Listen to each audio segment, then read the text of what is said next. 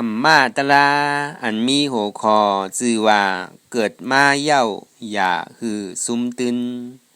ข้อไว้มือเหลิน8ปัทมารอง11คำปีพุทธศาสนา2-5ปาก64ว่าปีคริสต์วันพุธตี15เดือนจุนดายปี2-20ข้อไว้ที่วัดอนัตตวิปัสสนากรรมฐานกัดกู่เว้งตนตี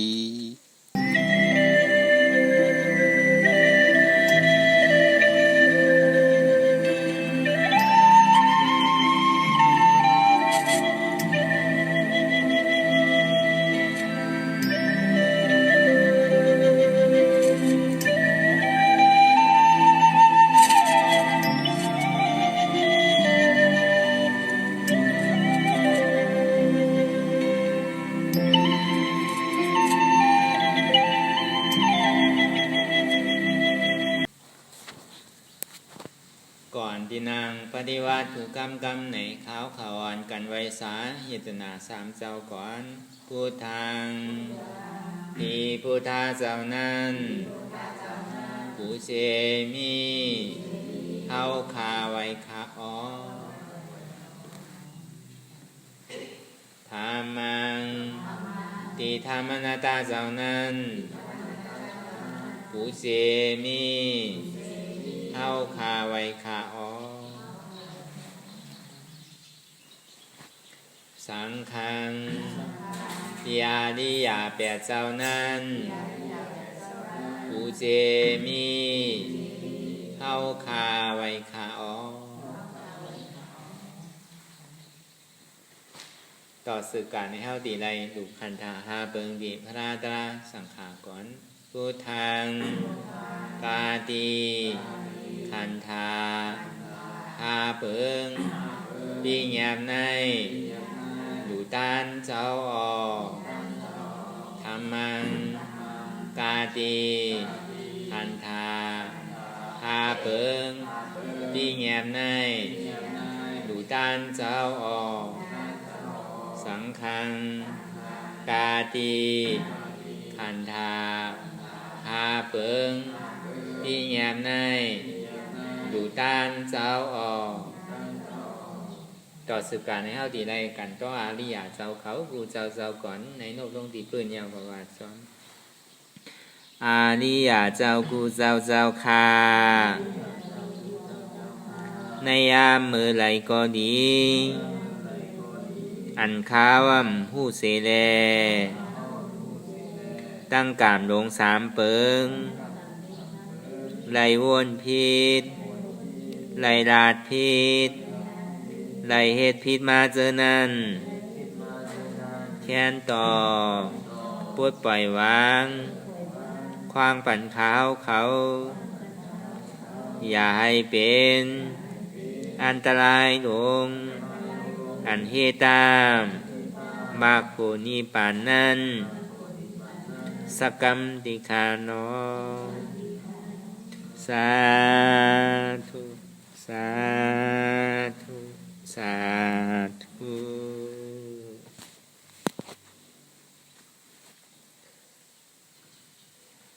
รายการนางอนัตตวิปัสสนาภาวนา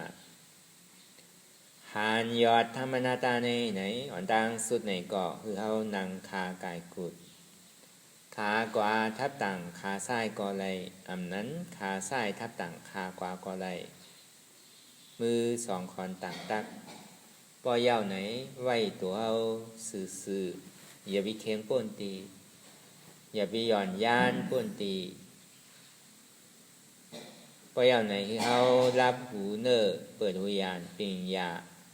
รับตาเนอเปิดตาญาณปิงยาอยากตัวที่มันนอวิญญาณใจเดียนหู้นั้นอันไรเสียนั้นในเดียนมันปอเกิดขึ้นมานั่นก็คือเขาปอหมอวนวางแตบตาตีใส่อันหู้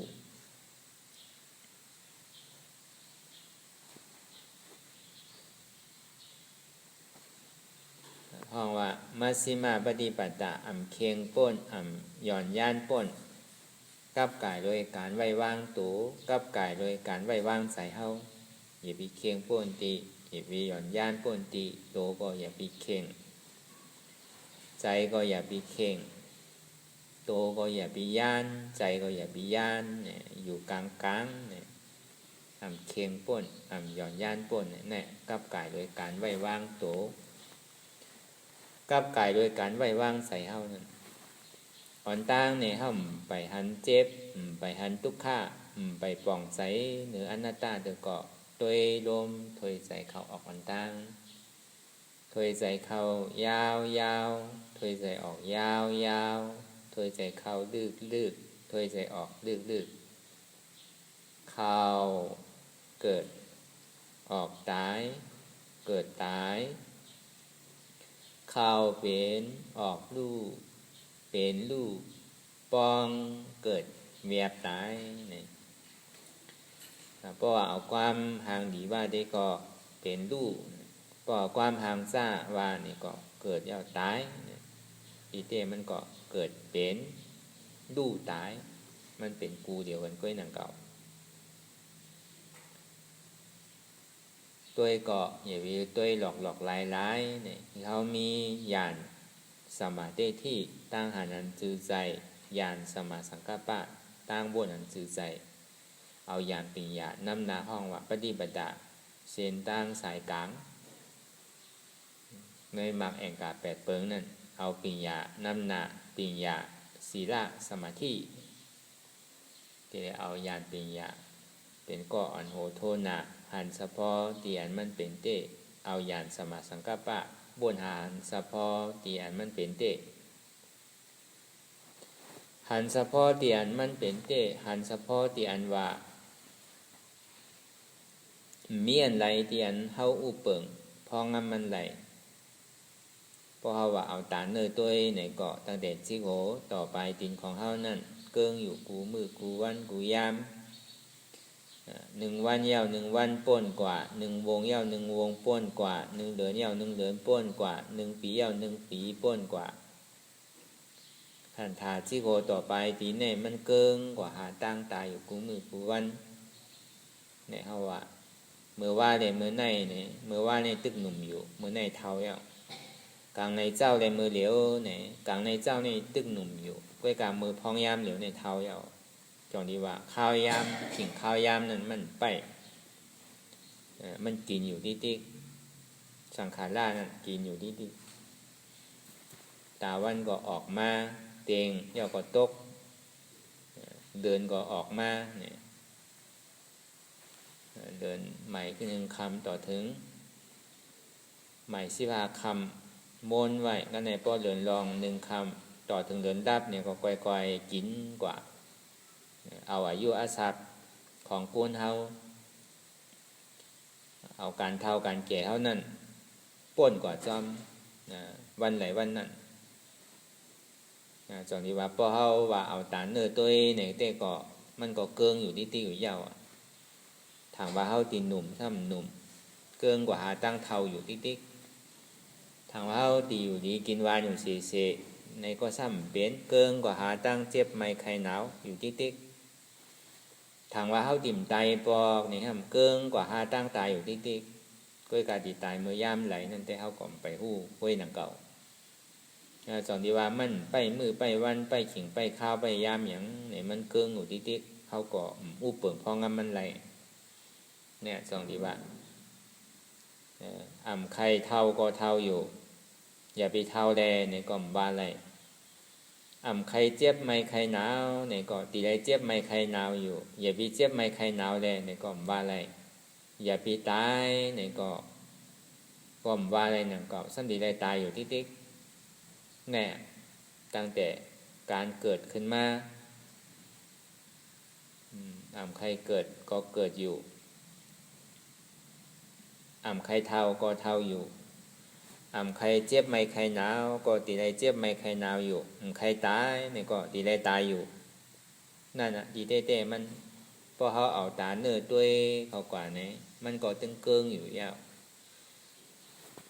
มันตึงแหลกลายค่ายอยู่ติ๊กดีเต้มันก็เกิงอยู่ติ๊กนั่นน่ะมันมีอะไรเตียนเขาอุปเปิงพองำมันไหลมันกินอยู่กูขิงกูข้าวกูยำ ตานมันตีหนุ่มมาเนี่ยมันมีปอกมันเก๋เท่ากว่าดิ๊กเกิงกว่าดิ๊กนั่นอ่ะปองว่าพอเอาตาเนื้อตัวเนี่ยก็ปองว่าเฮาอุปเปิงไรนั่นเมียนไรนั่นน่ะเตียนเฮาอุปเปิงไรพอเอาตาเนื้อตัวกล้วยกาตันหือก็ไล่เนี่ยเพราะว่าในใจลึกๆของเฮานั่นเฮาก็ยังถางว่าเฮาหนุ่มอยู่เป็นว่าเฮาแก่ก็เฮาบ่แก่เป็นว่าเฮาเป็นหนาเป็นเจ็บไมไข้หนาวหรือแห้งห้าวแห้งหนาเนี่ยก็เฮาก็ยังซอกหาตาดียาคือมันหายเฮาจำดีตายเอาเนี่ยเฮาก็ถางว่าเฮาไปตายเด้อในเฮาก็ถางพอเอาตาเนื้อตัวในตามันดียุ่มย้ำตามันดีกลัวว่าการเกิดนั่นเป็นทุกข์การเฒ่าการแก่มานั่นก็เป็นทุกข์การเจ็บไมไข้หนาวนั่นก็เป็นทุกข์การตายนั่นก็เป็นทุกข์ในเฮาถึงยอมรับอะไรเฮาก็ถามว่ามันเป็นทุกข์ในธรรมดาของโลกโลกะมันก็กำหนำแต่ก็ยุ่มย้ำว่ามันเป็นทุกข์การเกิดนั่นการเฒ่านั่นก็มันเป็นทุกข์การเจ็บไมไข้หนาวนั่นก็เป็นทุกข์การตายนั่นก็มันเป็นทุกข์เหมือนอย่างของเรียนก็อย่างเก่าเนี่ยความหันความบ่นความหันเนี่ยมันหันผิดกว่าหันว่าเกิดเป็นโกนเนี่ยก็ดีเลยตายขึ้นเป็นโกนก็อย่างเก่าเกิดเป็นโกนเนี่ยก็เฮ็ดรองหลีไว้เนี่ยก็ซ้ำดีเลยจามรองหลีก็อย่างเก่าเนี่ยบางเผ่าบางปองเนี่ยก็มันทางซึ่งอันนั้นเนี่ยผู้เลยก็ว่นกว่าผู้เนี่ยก็ลาดกว่าผู้เนี่ยก็เฮ็ดกว่าจนนี้ว่าเฮ็ดอยู่เว้ากินหวังกลุ่มกายกินของเก่าอยู่ขึ้นสืบพานของใหม่อันดีกว่าจอมเฮานั่นหมอพังไว้ในหินเนี่ยหมอหงคำดีเฮ็ดหาเฮ็ดสาหางปองมานั่นเนี่ยหมอฮู้จักพังไว้ในหินมาจามป่วยในภาวะจาดปันในก็มันสำคัญสืบเฮ็ดการตาดีกว่าตั้งนาขึ้นนั่นเนี่ยก็มันเหมือนหนังหมอเก็บหมอซิมหมอหอมหมอพังไว้อันว่าโอ้จากเงินคำกูเจอกูลองนั่นเนี่ยมันใจว่ากับกายเลยมีเงินมีคำมีตีมีตังนำใจมันกับกายเลยตั้งแต่ใจเฮานั่นน่ะตั้งแต่มันนอกุโสใจว่นดีชบลาดดีโตเฮ็ดดีเนี่ยตั้งแต่นั่นตั้งแต่ใจเป็นเงามันเนี่ยเพราะว่ามันหันเฉพาะเดียนมันเป็นทุกข์ในการเกิดนั่นก็เป็นทุกข์นั่นพอมันหันถึงเพศภัยการเกิดเป็นทุกข์นี่ก็หนังหือแลมันซ้ำติ่มเป็นทุกข์เนาะเนี่ยในเกลีของพุทธศาสนาเฮาก็มันมีอยู่การเกิดเนี่ยมันเป็นทุกข์เป็นทุกข์เสียจาก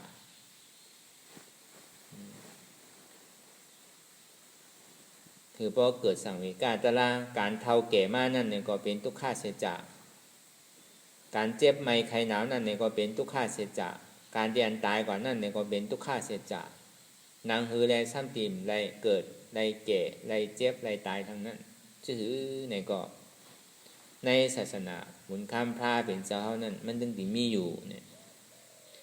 การก้นที่ผู้หันป่องแจงเลี้ยงใจในสะพอเตียนมันปอกเกิดขึ้นเป็นเต้นั่นมันหยาบเต้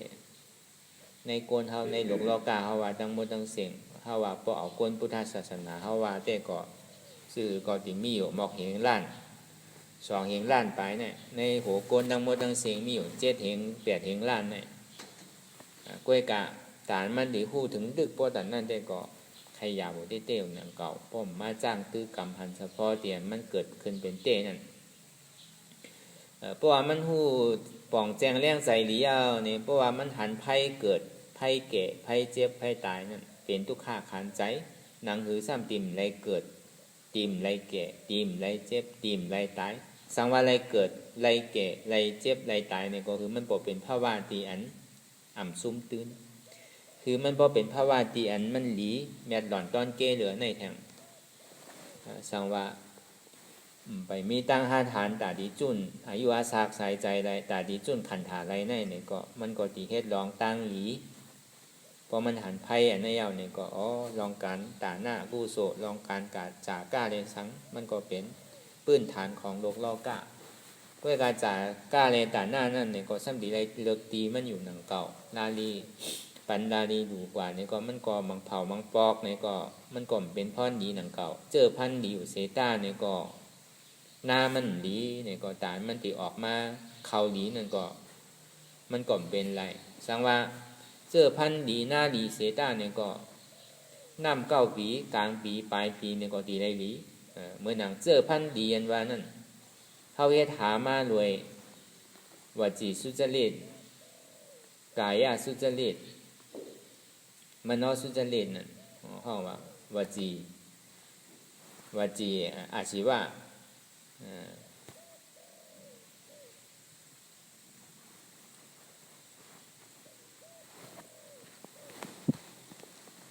สมากรรมันตะสมาอาชีวะใช่ไหมการลองเฮ็ดหามาโดยมันได้แปดได้เหรียญเฮ็ดหามาลองสั่งถูกตั้งแต่มโนสุจริตวจีสุจริตกายสุจริตเอาไข่ตัวเจ้ากับเฮ็ดมาได้การเต็กเตียงเปิ้นได้การลากการแปดการเหรียญผิดกฎหมายอย่างในห้องว่าเจอพันดีก็ในพอเจอพันดีเอาตานเฮาตีปลูกซ้อมตีหน้าหลีนั่นนี่ก็ห้องว่าหน้าหลีในศาสนาบุญคำพระเป็นเจ้านั่นมันมีอยู่8ล็อกหน้าหลี8ล็อกอันเป็นอังละโสดาปฏิมรรคโสดาปฏิโภคสตกามิมรรคสตกามิโภคอานากามิมรรคอานากามิโภคอาราธมรรคอาราธโภคเนี่ยอันในห้องว่าหน้าหลี8ล็อกเมื่อหนังหน้าหลีล็อกทนหนึ่งอันห้องว่าโสดาปฏิมรรคนั่นเมื่อหนังตึกคัดใจตาดิจุนผู้เย้าหันเย้าตาลาอันว่านั้นมีเต้ก้วยกะไปฮัดเตอยังตึกกูเจ็บกูทุกข้าผ่านใจอยู่ยังตึกหักตัวหักใจอยู่ก้วยกว่าต่อสู้กับเมื่อไรก็หันอยู่ดีๆเพราะว่าสืบกว่าเฮ็ดกว่าตั้งนานเฮ็ดเต้ก็ดีไรอยู่อันนี้พ่องว่าโสดาปฏิมรรคโสดาปฏิโภอัตตาทิฏฐิวิจิกิจฉาสุดเซ็งกวายตัวกว่าเย้าพิเดชาลง2ตัวเนี่ยก็เข้ากว่าที่เป็นโสดาปฏิโภเพราะว่าเขาเป็นโสดาปฏิโภนี่เขาหน้าดี2ล็อกก็ในขึ้นสืบโสดาปฏิโภนั่นขึ้นสืบจ้างตื้อกำตราแทงในเขากว่าที่เป็นสัตตกามิมรรควางผ้าเฮ็ดอยู่ที่ติ๊กเนี่ยในหน้าดี3ล็อกก็ในขึ้นสืบเฮ็ดกว่าที่ติ๊กต่อถึงพวกเขากว่าที่เป็นสัตตกามิโภเพราะว่าเป็นสัตตกามิโภยาวเนี่ยก็เป็นหน้าดี4ล็อกก็ในซ้ำขึ้นสืบเฮตลาก่อนแทงมันก็เป็นขึ้นอานากามิมักเฮตลากว่าเกิดดื้อตลาอันเก่าก็มีไว้อันใหม่ก็คัดใจเลยที่เฮ็ดแทงในห้องว่าอาณากามิมักเป็นหน้าดี5ล็อกก็ในป้อนไรอาณากามิโผยาวเนี่ยก็เป็นหน้าดี6ล็อกก็ในซ้ำขึ้นสืบอนาการนั้นเหตุการณ์ดาราก่อแทงอันเก่าก็มีไว้แล้วซ้ำขึ้นเหตุอันใหม่แทงอันนี้เข้ากันที่เป็นอาราธรรมะก็ในเหตุต่อถึงกิเลสเอง5ตัวนั้นกวายแบบเสียงเอาเนี่ยเข้ากันที่เป็นอาราธาโภเนี่ยเป็นหน้าดีทน8เนี่ยหน้าดี8รอบเนี่ยตอนนี้ว่าในนาดี8ล้ออันนี้เฮามาแตกเนื้อเหมือนนางวิสาขาเขาเหมือนอนาถาปิณิกะสะเทเขาในเฮาหน้าหลี2ดอกก้อยกะให้ยังเขาซ้ำขึ้นสืบเฮ็ดการตลาดต่อแทงละเหมือนนางวิสาขาเขาเหมือนอนาถาปิณิกะสะเทเขานั่นก็เบอว่าเขาย้อนสู้มาหมดขนาดให้อย่างในวันนั้นเนี่ยพวกเขาดีขึ้นสืบกว่าแต่ดีเฮ็ดวิยาเวจ้าสังขายาหานเขาแล้วก็โกนในเมืองสาวัตถีนั่นมีเป็นอ่านโหไล10 ล้านมันก็กูตีกูตั้งก็เป็นอาโกเขาไปมักมีหลีเป็นลองเฮ็ดลองสร้างตาดีเฮ็ดเวียเวจ้าตาดีกับซ้อมดูสังขายหันกับกายโดยปัจจยา10เปิงซะนั่นก็บ่มีอนาถาปิณิกะสะเทเขาแลนางวิสาขาเขาในก่อตานมันตีปัดโปดุมลาอันเจ้าสังขายาหานเปลี่ยนเป็นเฮตลาตาดีให้เราออกมนปนหลอดเ เป็นยาหันตากว่าตั้งน้ำนั่นเนี่ยก็มันจิมมีไผ่ลุ่มล่านั่นจอนนี้ว่าก็ห่มโจมในก็จอนนี้ว่าตาหน้าเนี่ยก็เป็นตาหน้าวิสุทธิเนี่ยศีลาวิสุทธิเนี่ยมันพิษเปิงลองหลุดลองท่านใช่ไหมก็เพราะว่ามันมีอุปสงค์อุปสิกาในเตก็ตาดีลุ่มล่าสังขารยาหันเนี่ยมันใจของเก๋ๆอ่านโหเยงโหหมื่นโหแสนมันเนาะก็ง่ายๆนั่นแต่ดีลุ่มล่ากว่านั่นผมมีคน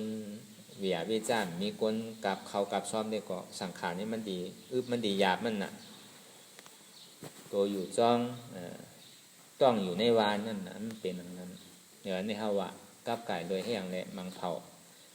เพราะว่ามันจ้างตื้อกรรมกว่าก็มันก็เป็นหน้าดี2ล็อกเป็นซอดาปฏิโภคเพราะว่ามันได้จ้างตื้อกรรมกว่าก็ย่ำไปเข้าว่าเป็นสตการมีมากเตอเพราะว่าเมื่อไรมันจ้างตื้อกรรมกว่าเนี่ยก็เข้าเป็นสตการมีมากเป็นหน้าดี3ล็อกเนี่ยเราป่องเสียงเลี้ยงใจว่าหน้าดี8ล็อกในศาสนาเจอพันหลีเอาในสัมติไรหวานย่าหน้าหลี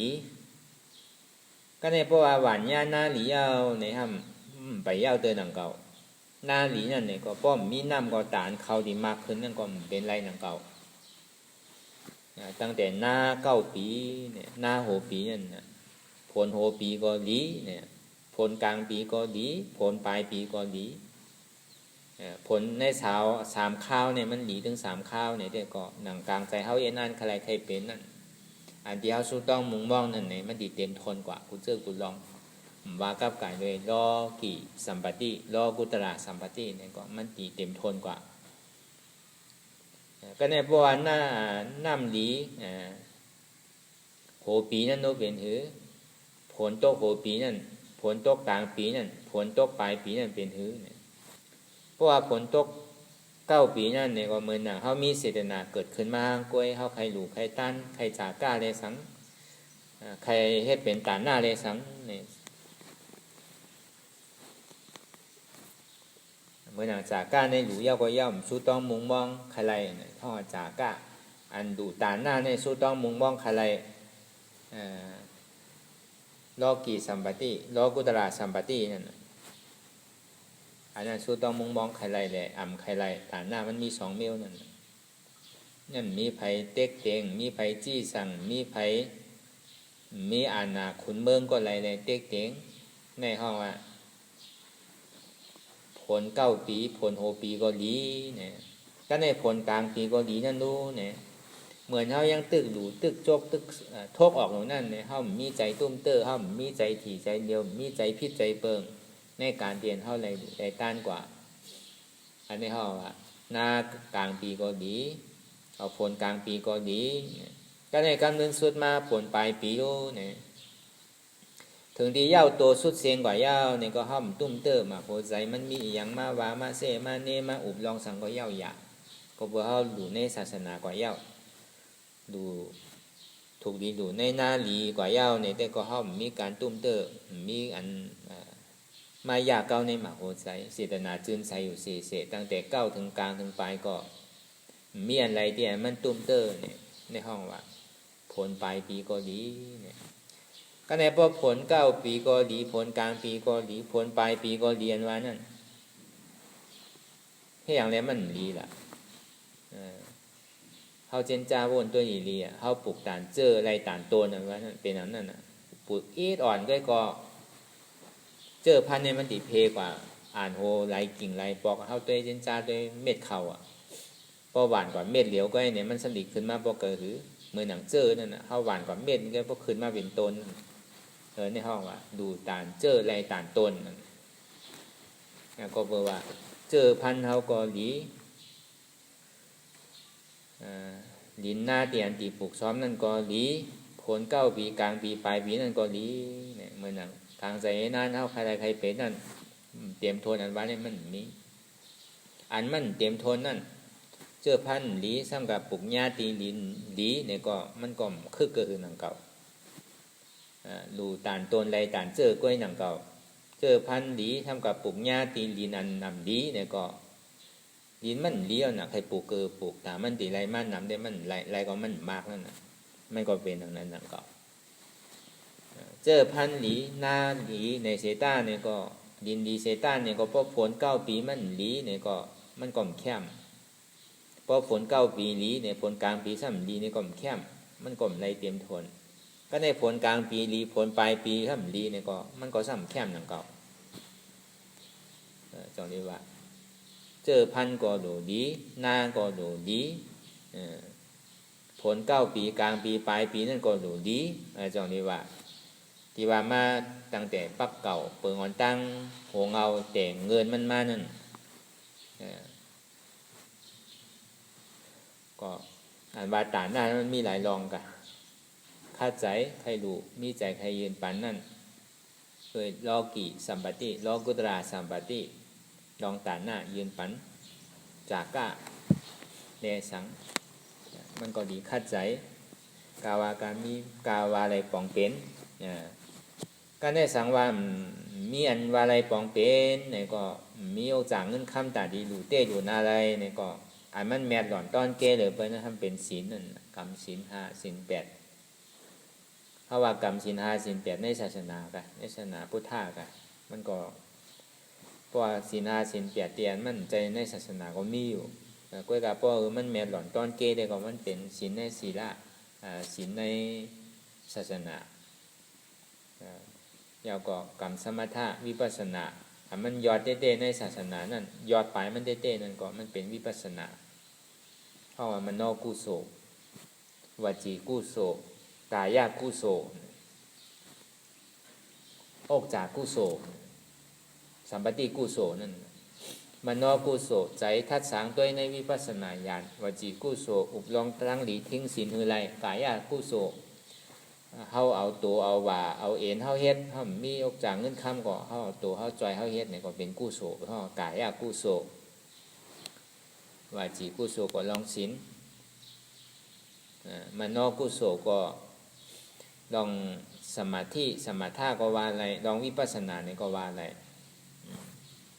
พอมันจอมสมาธิก็เป็นสมถะพอจอมญาณปัญญาก็เป็นวิปัสสนาในมโนกุศลเนี่ยมันมีอย่างไว้เป็น2อันสมถะและวิปัสสนาเนี่ยก็บอกว่าหันเพศภัยการเกิดการแก่การเจ็บการตายอันนี้มันดีไรมีในหมักโหใจก่อนภูมิปัญญาก่อนใครหาตั้งออกบนป่นดอดก่อนแดดเซลนั่นมันดิ่มขึ้นกินของเก่าเชียงดีไรเฮ็ดของใหม่ขึ้นป้อมเฮ็ดสังลาลาเนี่ยก็มันก็กินขึ้นของเก่าของใหม่ก็เฮ็ดเนี่ยก็มันดีซุ่มนั่นเนี่ยคำพระเป็นเจ้าพอไว้ในสุตตันตาในห่อไว้เรื่องนั้นในพุทธวาจาก็มีไว้เพราะว่ามันหันการเพเกิดเพจาติเพจาละเพพยาธิเพมรณะมันเป็นทุกขาคานใจนังเฮแลเกาตีออกมนป่นรอดในการเกิดแก่เจ็บตายนั่นอันที่กล่อมไปได้เฮ็ดเนี่ยหลวงคัดใจคือมันเฮ็ดไปยามเย็นดูหมอปันหมอฮือเนี่ยก็หลวงคัดใจคือมันเป็นไปเลยจ้างถือกรรมศีลก็โดยเลยจ้างกรรมศีลศีลาไปมีการจ้างกรรมศีลาในซ้ำได้จ้างกรรมสมถะก้าวไก่โดยใจมโนกุศลและวิปัสสนาญาณพอดีเอาพุทธศาสนาว่าเต้ก็ตีได้จ้างวิปัสสนานั่นมันแมดหล่อนตอนเก้เลยเพิ่นมันเป็นยอดเป็นจิกเป็นจอมของพุทธศาสนาเป็นยอดเป็นจิกเป็นจอมของพระเป็นเจ้ากุสุสุตาดีเฮ็ดเอาวินัยสัตวะทั้งหมดทั้งเสียงนั่นออกป่นหลอกขอกตายขอกเกิดเนี่ยมันเป็นผลอาโจทุกขะอันที่ห้องว่าจาติจาราแผดที่มรณะเงาจองทุกขามันเป็นหือเนี่ยเป็นตัณหาความอยากใครใครเป็นเนี่ยเพราะเฮาดีซับแรงเป็นความเฮาก็ความขยะใครใครเป็นมีหูที่ใดยินเสียงตาที่ใดหันห่างหูหลังที่ใดอายลิ้นที่ใดอายาสาตัวที่ใดตุ้มเตอใจที่ใดหับนั่นตัณหาความอยากใครใครเป็นนั่นผอมเย้าเจิกเย้าหันเย้าเจิกเย้าโน้มเย้าเจิกเย้ากินเย้าเจิกเย้าเตอเย้าเจิกเย้าผอมเย้าหันเย้าโน้มเย้ากินเย้าเตอเย้าเจิกใจไหนเย้าซ้ำใครถอมเสียงอันดีเพราะเสียงดีก็เจิกนั่น ซ้ำใครหันทางดีเนี่ยก็เพราะทางดีก็เจอกันน่ะใครใครนมอันหอมเนี่ยก็เพราะหอมก็ปองมาเจอกันน่ะใครกินอันดีเนี่ยก็เพราะว่าใครกินอันดีเก่ามากน่ะเนี่ยก็ปองมาเจอก็ใครนุงใครเตอร์อันดีเก่าก็เจอนุงเจอเตอร์น่ะเนี่ยก็นั่นก็ปองว่าใครเป็นของอันดีเสียง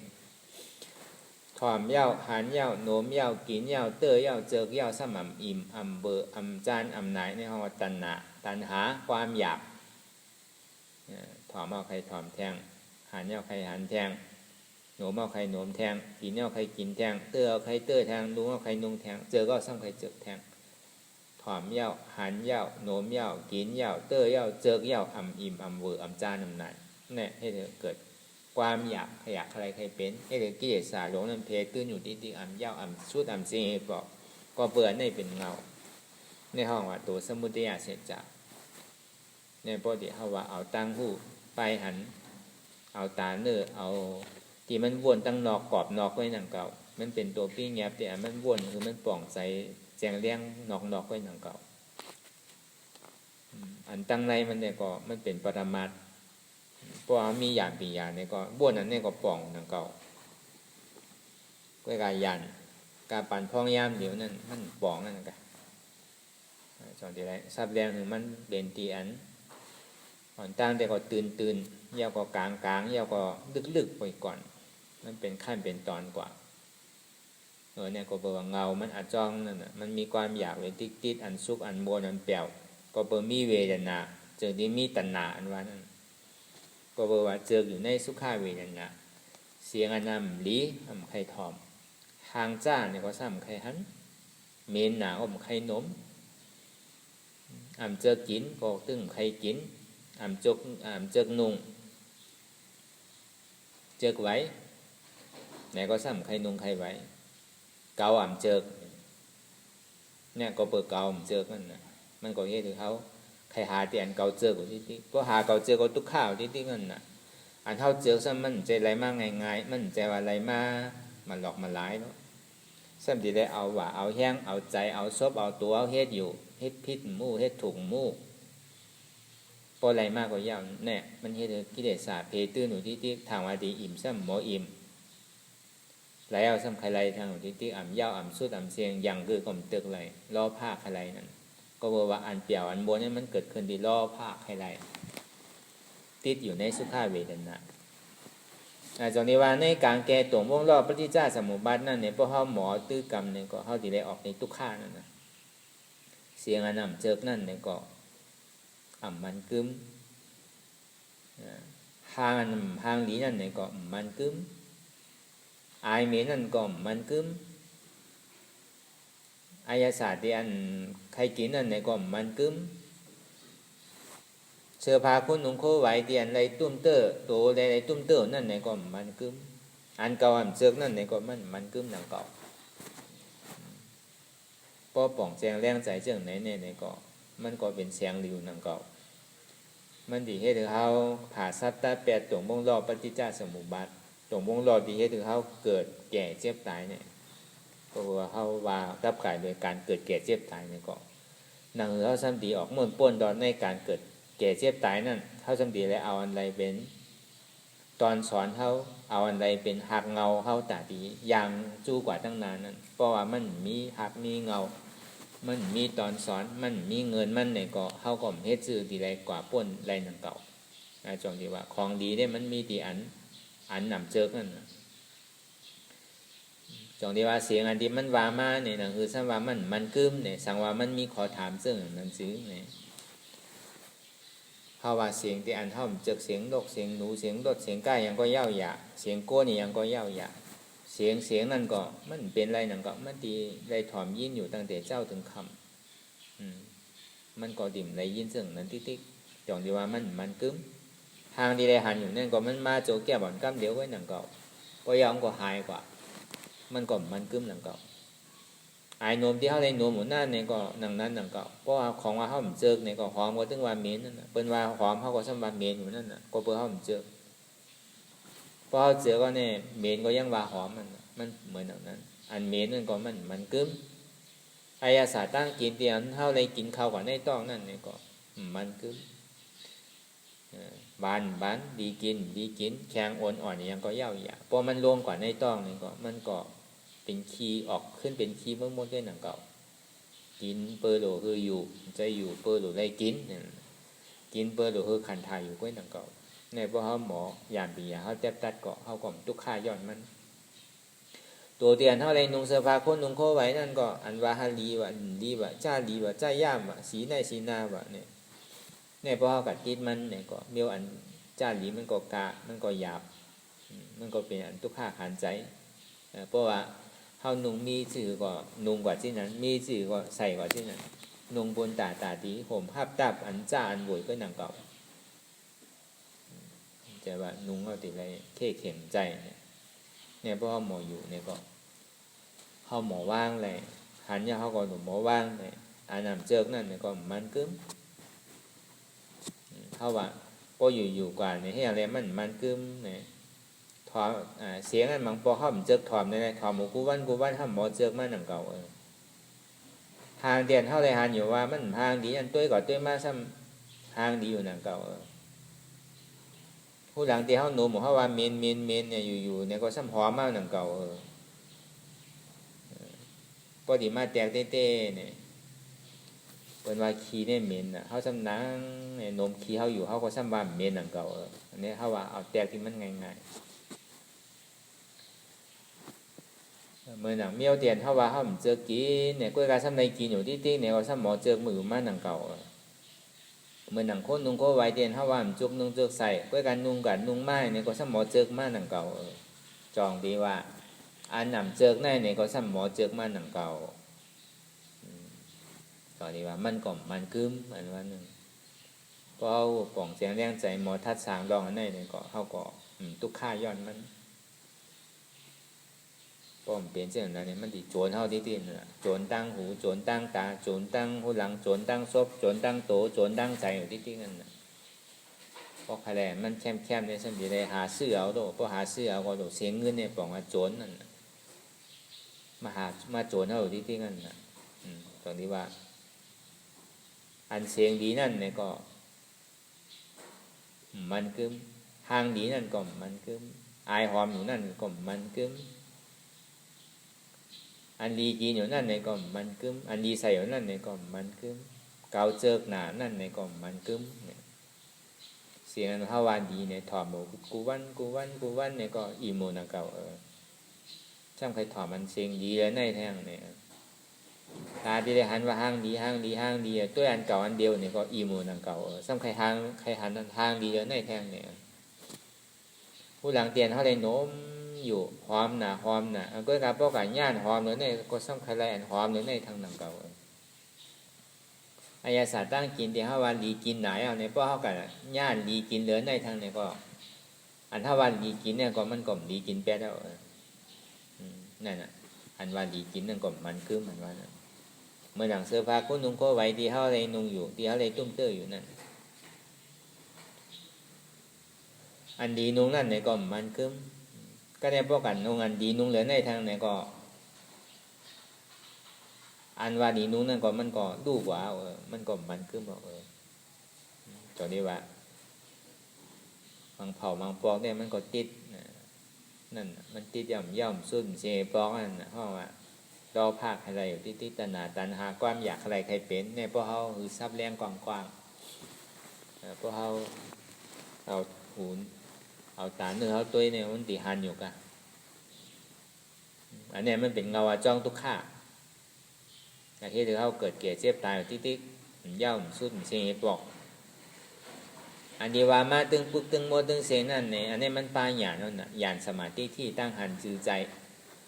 หยาดสมาสังฆปะว่นจือใจหันจือใจแต่มันมันแม้นั่นเสียงที่ไรถ่อมยินอยู่นั่นเนี่ยก็เสียงนั่นก็เสียงก่อยนั่นก็อุปเปิงพองมันไรอนัตตาหางดีไรหันอยู่นั่นเนี่ยก็หางดีหางจ้ามีอุปเปิงพองมันไรอนัตตาแต่พอดีว่าเอาเงินมันว่าที่เต้ทางดีนั่นก็มันกึมอันนำทางดีนั่นก็มันกึมทางดีก็ว่าทางดีก็ว่านั่นก็มันกึมทางนั่นก็มันเป็นทางไว้นั่นก็อุปเปิงพองมันไรอนัตตา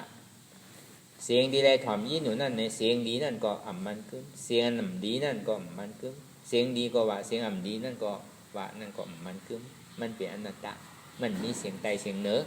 มันเป็นอนัตตาเฉพาะนั่นอายหอมนั่นในก็อ่ำมันขึ้นอายเหม็นนั่นในก็อ่ำมันขึ้นอันนำหอมอันนำเหม็นนั่นในก็อ่ำมันขึ้นอุปเปิงพองมันไหลเป็นอนัตตาอายาศาตั้งกินนั่นอันดีกินอยู่นั่นในก็มันกึมอันนำดีกินอยู่นั่นในก็มันกึมอันดีกินก็ว่าดีกินก็ว่านั่นก็มันกึมมันเป็นอนัตตาอุปเปิงพองมันไหลเมื่ออย่างเสื้อผ้าคนนุ่งโคไว้ที่เขาเลยนุ่งอยู่ที่เขาเลยตุ้มเตอร์อยู่โนนหนาเลยสังโอนหนาเลยสังดีนุ่งดีเตอร์ดียับดีกรรมอยู่นั่นเลยสังอันดีนุ่งดียุบดีกับอยู่นั่นในก็มันกึมอันนำดีนุ่งดียุบดีกับอยู่นั่นในก็มันกึมดีนุ่งก็ว่าดีนุ่งก็ว่าดีเตอร์ก็ว่าดีเตอร์ก็ว่านั่นก็มันคือมันเป็นอนัตตาอะไรมาดีใจอันนำเจอนั่นในก็มันคืออันเจออยู่นั่นในก็มันคือเจอก็ว่าเจอก็ว่านั่นก็มันคือมันเป็นอนัตตาเฉพาะมันเป็นธรรมละมันเป็นธรรมชาติเป็นธรรมละมันเป็นสภาวะของมันเสียงนั่นก็เป็นเสียงก้อยหนังเก่าอุปเปิงพองมันได้อนัตตาทางนั่นก็เป็นทางก้อยหนังเก่าอุปเปิงพองมันได้มันเป็นอนัตตาไอ้ว่าหมดนั่นเหมือนหนังทัดร่วมดีมันปิวมากกว่าหนังเก่ามันอุปเปิงพองมันไหนมันเป็นอนัตตายาศาสตร์ที่ไรตุ้มเตอร์ก่อนกินเบอร์หลงอยู่ใจอยู่เบอร์หลงกินนั่นก็อุปเปิงพองมันไหนมันเป็นอนัตตาเสื้อผ้าคนนุ่งโคไว้ตัวที่ไรตุ้มเตอร์นั่นมันผู้จักแข็งโอนเป็นทัดดินกว่าหนังเก่าอันนุ่งอยู่ก่อนนุ่งปูนตาที่ข่มห้าตับอันบวยอันจ้ากว่าหนังเก่าอุปเปิงพองมันไหนมันเป็นอนัตตาอันเก่าเจอได้เจอใจที่อันเก่าคู่ห้าอยู่นั่นเนี่ยก็ใจที่อันมันคู่อยู่นั่นเนี่ยก็มันกึมหนังเก่ามันเป็นอนัตตาอันในห้องว่าเอาอย่างปิญญาสมาธิที่สมาสังกัปปะหันยาวกว่าวนตัดจอมความเหลียวตั้งแต่ปื้นทานต่อถึงกลางยาวกว่าต่อถึงในดึกๆอันอันนี้เคยอันตาที่ตัดมันเหตุการณ์มันอยู่เตียนเท่าว่านั่งรับตาเนื้อเปิดใจญาณปิญญาอยากตัวขันธาสิโหต่อไปตีนั้นว่านั่นอยากตัวอันใดก็มันเป็นธรรมเสียงอยากตัวอันใดก็อันที่ว่ามันใจตะลาเนี่ยมีอันในหิมพร้อมคางเฮาตั้งแต่ตัวเฮาตั้งแต่สิโกต่อไปที่โคใจโคสอยที่อยู่ที่เศร้าที่ลือที่นอนที่ยางที่กว่าที่ไปเฮากูเจอกูลองเตียนเฮาหันใต้ตาเตียนเฮาเลยยินอยู่เสหันอยู่เสโนมูเสกินอยู่เสเต้อเสนั่นเนี่ยอันที่เฮาเลยอยู่จำพร้อมตั้งดอกเลยสังตั้งในเลยสังนั่นมันก็แหลกหลายไข่กูมือกูวันยาวสุดเสียงอีปอก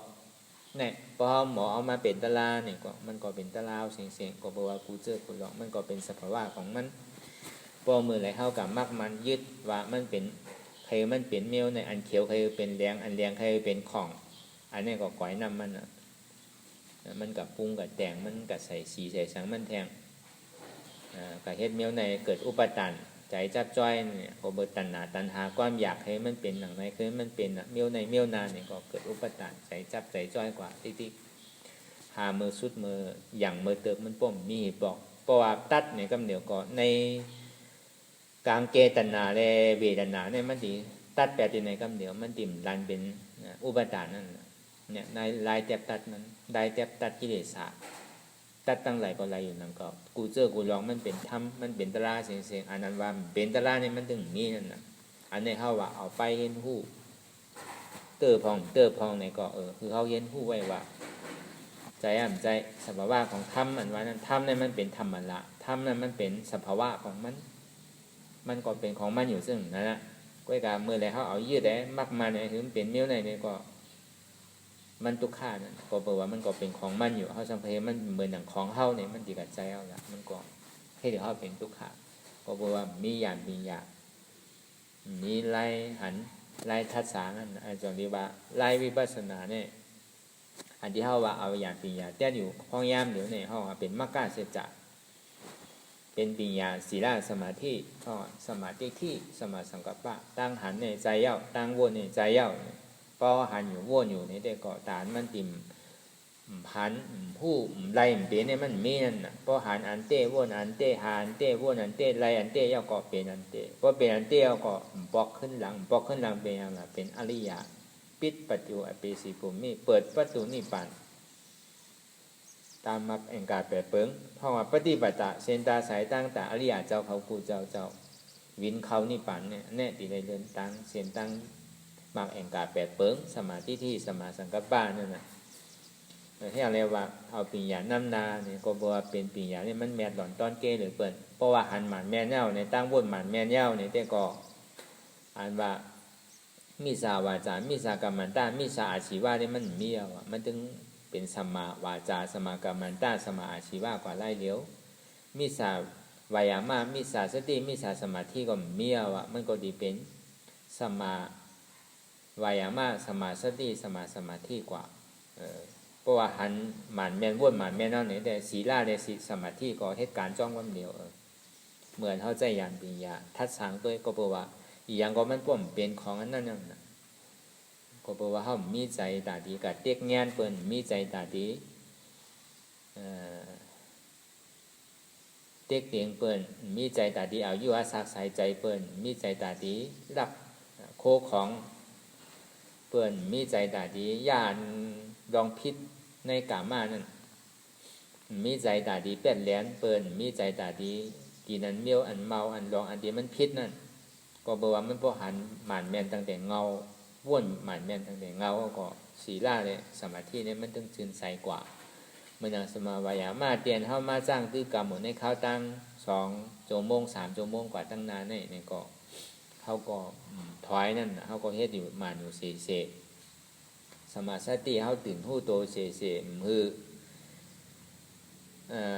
นี่วรัณนามายามาเก้ามือกามาสันทะกับไก่โดยตีวามาตั้งแต่เมื่อเจ้าตั้งแต่เสียงอายาสาการตุ้มเตอเตียนมายามานิจาเฮานั้นเฮาก็ปอดตัดตั้งแต่เงาพยาปตะเฮากะเต็กกะแง่นกะหานพิษใครมีใจควายมีใจใครเสกใครเน่ใครเฮ็ดทางเปิ่นมีที่นายเมตตาอันว่าข้าเนี่ยก็มีวนหาอยู่ในคันธาติ๊ก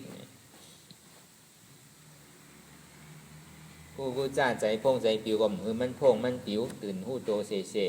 อีพีมันพงกว่าตั้งหน้าพงกว่าตั้งหลังนั่น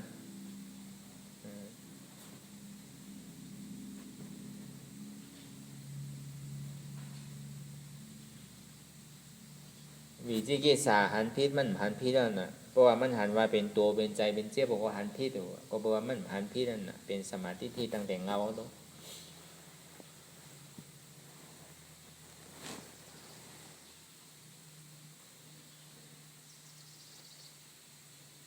เนี่ยมันก็ตื่นหู้โตเสในห้อสมา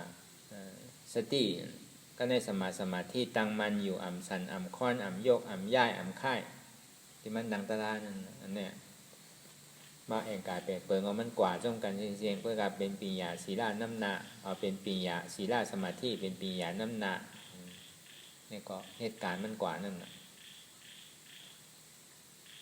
มันก็เนี่ยเขาว่ามาแองกามากาเสียจะตั้งแต่เงาต่อถึงปลายก็ตึงเอามากในเหตุการณ์อยู่ติ๊กสมาธิที่สมาสังกัปปะในเหตุการณ์อยู่เสหันอยู่วนอยู่ติ๊กเนี่ยก็ในนิโรธาเสจานี่แต่ก็หลวงมุงมองนั่นก็มันเป็นผลอาโจสุขายเอาเพราะก็เลยมันพอจอดกว่าถึงมันซับแรงมันหยาบนะพอมันหอดจอดกว่าถึงห้างไผ่ห้างมันก็ดีปองห้างไผ่ห้างมันอยู่หนังเก่าเนี่ยว่าผลอาโจมันเป็นหีในแต่ก็มันหลูหู้นั่นน่ะหลูเหตุทางเอาอาจองมันติ๊กเนี่ยผลอาโจมันเนี่ยมันตีหู้เลยตัวเจ้าเก่าห้างไผ่ห้างมันนี่เขาว่าเสจาสี่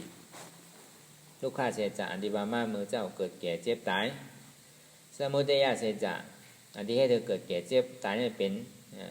ความอยากอะไรใครเป็นมากาเสจาเส้นตาสายตั้งแต่ดิรับเงาอาจองทุกข้าอะไรนั่นสมาธิที่สมาสังกัปปะอันนี้เขาว่าเขามาในกลาง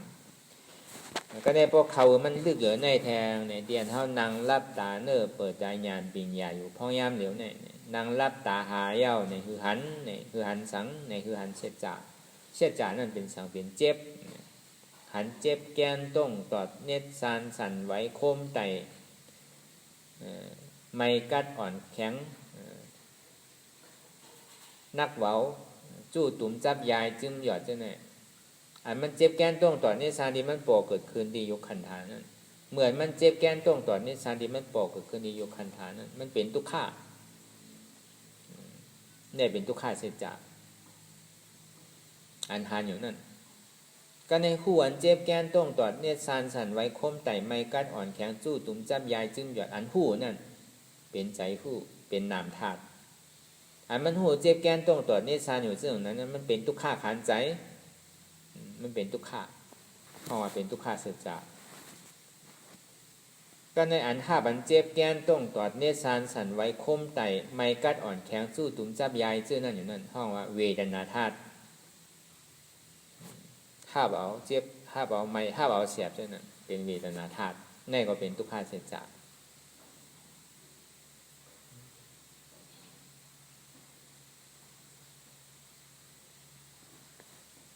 การในสมุทัยเสจารู้เนี่ยสมุทัยเสจานั่นเหมือนมันหันเจ็บแกนตรงต่อเนสันเนี่ยมันหูว่ามันเป็นทุกขะสมุทัยเสจาเนี่ยมันดีเอาว่ามันเป็นตัวเก่านั่นน่ะทีมันมีตัวเก่านั่นน่ะเหมือนมันห้าหูอยู่ว่าอันเจ็บแกนตรงต่อเนสันดีมันเกิดขึ้นมาดีอยู่ขันธานั้นมันเป็นทุกขะทุกขะเดียวมันโปรเกิดขึ้นมาทีนั้นนั่นมันดีมีธาตุหูอยู่เกิดขึ้นจอมีก็เอาอนัตตาตัดแบบนี้นั่นว่าอ่ำใจตัวเก่าอนัตตาอัตตาในสมาเป็นตัวเก่าเนี่ยมันเป็นตัวสมุทัยเนี่ยเป็นอัตตาว่ามันเป็นตัวเก่าอนัตตาสมาอ่ำใจตัวเก่าอนัตตาเนี่ยเขาติดตัดอย่างนั้นก็ในหูอันเจ็บแกนต้องตอดเนสานอันมันหูเจ็บแกนต้องตอดเนสานนั่นมันเป็นนามธาตุเมื่อมันหูเจ็บแกนต้องตอดเนสานนั่นเนี่ยมันเกิดทุกข์เกิดขึ้นมาจอมใจห้าทุกข้านั้นเกิดขึ้นมาจอมใจหู้เดี๋ยวนั้นเกิดขึ้นมาที่อันหู้เจี๊ยบแก้นตรงต่อในสารนั้นมันดีว่าเป็นใจอัตตาสมาเป็นใจเก่าอนัตตาสมาอ่ำใจเก่าที่ได้เอาอันที่ว่าใจเก่านั้นตัดไปที่อันมันใจกับคู่ว่ามันเป็นทุกข้านั้นวางเป็นอนัตตาอะไรก็ในเวทนาที่ห้าบอกนั้นที่อันมันหับเจี๊ยบแก้นตรงต่อในสารสั่นไหวโคมไตเนี่ยอัตตาสมาเป็นเจ็บเก่าอนัตตาสมาอ่ำใจเจ็บเก่าเอาที่อันใจเจ็บเก่านั้นวางเป็นอนัตตาเหมือนเจ็บมันปอกเกิดขึ้นมาที่เวทนานั้นเหมือนมันปอกเกิดขึ้นมาที่เวทนานั้นวินตั้งไส้วินตั้งกวาวินตั้งออกวินตั้งตกวินตั้งห้องตั้งจานวินตั้งเหนือตั้งไตในก็เป็นอันทุกข้าร่อนเมื่อมันปอกเกิดขึ้นมามันดึงหรือมีธาตุหูปอกเกิดขึ้นมาจอมธาตุท่าผู้นั้นผู้ว่ามันเป็นทุกข้าการใจมันดีส่งมาดีมาโหใจมันจะมาโหใจที่มันปอกเกิดขึ้นดีตัวเขาเนี่ยมันใจมันเป็นธาตุผู้ทั้งมันที่มันปอกเกิดขึ้นมาเนี่ยมันดีมากับกันอยู่กลางๆเลยกับเดียวเพราะว่ามันปอกเจ้านั้นยาวเนี่ยก็เข้าก็เอาอนัตตาตัดไปที่ในอัตตาของมันดีเกิดขึ้นดีนั้นหนังเก่าอัตตาเดี๋ยวนั้นมันก็เกิดขึ้นดีธาตุผู้หนังเก่าว่าเป็นเจ็บเก่าอัตตาเนี่ยมันก็เกิดขึ้นดีโตหนังเก่าว่าเป็นโตเก่าใจเก่าเจ็บเก่าตีธาตุหูนั้นอัตตาเกิดนำเก่าหูว่ามันเป็นโตเก่าหูว่ามันเป็นใจเก่าหูว่ามันเป็นเจ็บเก่าเนี่ยพอดีมันสร้างล้างดีๆก็ในซ้ำเอาเดียนหูว่ามันเป็นโตเก่าในอ่ำใจโตเก่าอนัตตาเอาเดียนมันหูว่ามันเป็นใจเก่าในอ่ำใจเก่าอนัตตาเอาดีมันหูว่ามันเป็นเจ็บเก่าในอ่ำใจเจ็บเก่ามันเป็นอนัตตาเนี่ยจารีว่าทำมีหือหันทำใจหูเนี่ยโตใจเจ็บมันเป็นทุกข์อันว่ามันเป็นทุกข์เนี่ยก็แปลว่ามันปอกเกิดขึ้นเจ็บแก้นต้องตอบนิสานปอกเกิดที่โยกวิญญาณเวทนายกขันธาวิญญาณนาขันธาเวทนานาขันธายกธาตุนามธาตุเวทนาธาตุเมื่อมันเกิดโยกธาตุนามธาตุเวทนาธาตุนั่นมันดีมีตัวห้าผู้ว่าเป็นทุกข์หันทุกข์อันว่านั่นทำมีหันทำใจผู้ว่าทุกข์ที่มันปอกเกิดขึ้นที่โยกขันธาวิญญาณนาขันธาเวทนานาขันธายกธาตุนามธาตุเวทนาธาตุนั่นอัตตาสมะเป็นตัวเก่าใจเก่าเจ็บเก่าก็อย่างที่มันปอกเกิดขึ้นอัตตาตรงนั้นเฮาได้ตัดไปว่าอ่ำใจตัวเก่าอ่ำใจเก่าอ่ำใจเจ็บเก่ามันเป็นอนัตตาทำใจก็ฮู้ว่าทุกข้าเดี๋ยวมันปอกเกิดขึ้นดีโตดีใจดีเจ็บนั่นมันเป็นอนัตตาอัตตาในสมยึดมักมันว่าก็บอกว่าทำใจหันทำมีมหันทำใจหู้ทำมีมหันเป็นมิจฉาทิฏฐิทำใจหู้เป็นมิจฉาสังกัปปะทำมีมหันก็บอกว่าโตใจเจ็บเป็นตัวข้ามีอยู่ซ้ำหันหยุ่มย้ำว่ามันเป็นตัวเก่าใจเก่าเจ็บเก่าอยู่ทำใจหู้ว่าตัวข้าที่มันปอกเกิดขึ้นดีโตดีใจดีเจ็บนั่นอ่ำใจตัวเก่าใจเก่าเจ็บเก่าในหู้ ซ้ำยุ่มยามว่ามันเป็นตัวเก่าใจเก่าเจ็บเก่าผู้ว่ามันเป็นตัวเก่าใจเก่าเจ็บเก่าเก่าอุปเปิงเพราะงั้นมันไรเนี่ยอันนี้เป็นมิจฉาสังกัปปะที่ได้เอาสมาธิที่สมาสังกัปปะตัวใจเจ็บเป็นทุกขามีอยู่หันเนี่ยสมาธิที่เข้ากว่าหันสมาสังกัปปะว่นหานว่าทุกข้าที่มันบอกเกิดขึ้นดีโตดีใจดีเจ็บนั่นอ่ำใจโตเก่าอ่ำใจใจเก่าอ่ำใจเจ็บเก่ามันเป็นอนัตตาเนี่ยอันนี้คือเขาเอายานปัญญาเข้าไปแล้วอันนี้เขามาดีโตลึกๆมันเนี่ยเขาก็สำคัญสอกหาตัวยีรีว่าอันใดที่มันบอกเกิดขึ้นมาหมอกกาหือพอมันกว่าตั้งนอกก็ทัดสางตัวอะไรเอายานปัญญาเข้าหานสะพอเดียมันเป็นเตะคือเขาป้อมหมออินเบอร์จานไหนในว่าได้สังขารตีนที่เขาเกิดเกิดเจ็บตายอยู่ที่ติ่มย่ำสุดเซบอกก็เปิดตัณหาความอยากอะไรใครเป็นอยู่ที่ติ๊กแหละก็เอาตั้งนอกอยากเข้ามาตั้งในเนี่ยก็เปิดอัตตาตัวเดียวเป็นหนังเก่าที่เขาเกิดตายก็เปิดเขามีเจ็บแกนต้องตอดเนี่ยสามทุกขาขานใจอยู่อันธาตุดินน้ำลมพยายามสร้างปองนั่นเป็นทุกขาเสจที่มันเกิดขึ้นในขันธหาเปิงเนี่ยขันธหาเปิงเนี่ยมันเป็นทุกขาเสจอันดีกับยึดมากมันเอาขันธหาเปิงมาเป็นของมันเนี่ยเป็นสมุทัยเสจเป็นอัตตาว่ามันเป็นตัวเก่าใจเก่าเจ็บเก่ามันเป็นโยวิญญาณเวทนาสัญญาสังขารเนี่ยเป็นเก่าใจเจตสิกรูปเนี่ยเป็นเก่ารูปวิญญาณเวทนาสุญญตาเนี่ยเป็นเก่าตัวเก่าใจเก่าเจ็บเก่าเนี่ยมันเป็นเงาอจ้องทุกขาเสียงซ้ำติได้เอาเงาอจ้องสุขาต่อตึกเสมันว่าขันธหาเปิงเนี่ยใจเก่าเก่าเนี่ยใจขันธหาเปิงมันเป็นอนัตตาโยวิญญาณเวทนา